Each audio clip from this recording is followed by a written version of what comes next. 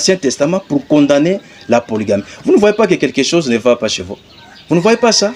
Donc, dans l'Ancien Testament, si vous dites que Dieu ne peut pas condamner la polygamie, donc vous ne trouverez pas un passage dans l'Ancien Testament qui condamnerait la polygamie. Ça, c'est pour être logique.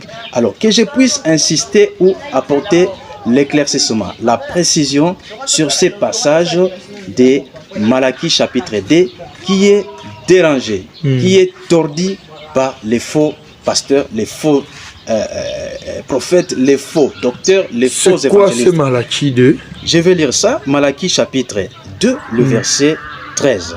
Okay. Je suis en train de lire ici dans la version Semer. Et moi je lirai dans les versions Louis II. Oui, vous allez lire, mais c'est pour que vous puissiez avoir une bonne précision. Okay. Le contexte est vraiment clair de cela. Ici chez moi, même les titres les dit. Les divorces. Vous voyez? Les divorces. Verset 13, Malachie 2, 13. Voici une autre faute que vous avez commise. Vous inondez de larmes l'autel de l'Éternel, vous le couvrez de pleurs et de gémissements, parce que l'Éternel ne fait plus aucun cas de toutes vos offrandes, et qu'il n'accepte plus de recevoir de vous ce que vous présentez. Verset 14. Vous demandez, pourquoi en est-il ainsi? Parce que l'Éternel a été témoin entre chacun de vous et la femme que vous avez épousée lorsque vous étiez jeune et que vous avez trahi.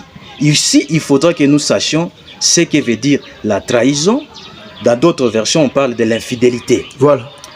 Elle était ta compagne et tu avais conclu une alliance avec elle. Et puis, avant d'aller plus loin, les gens ont parlé de l'alliance ici. Ils ont dit que l'homme ne peut avoir qu'une alliance. Mais ça, c'est mal connaître la parole de Dieu. Si nous pouvons prendre rapidement Galates 4, Galates chapitre 4, le verset Galates 4, le verset 24, je pense aussi, pour aller droit au but.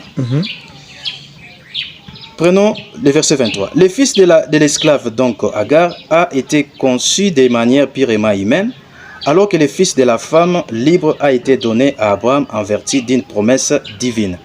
Interprétons cela comme une image.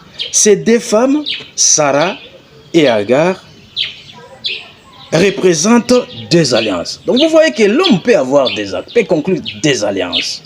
Mais Agar, cette alliance d'Agar et Abraham, c'était à Sarah qui a voulu ça.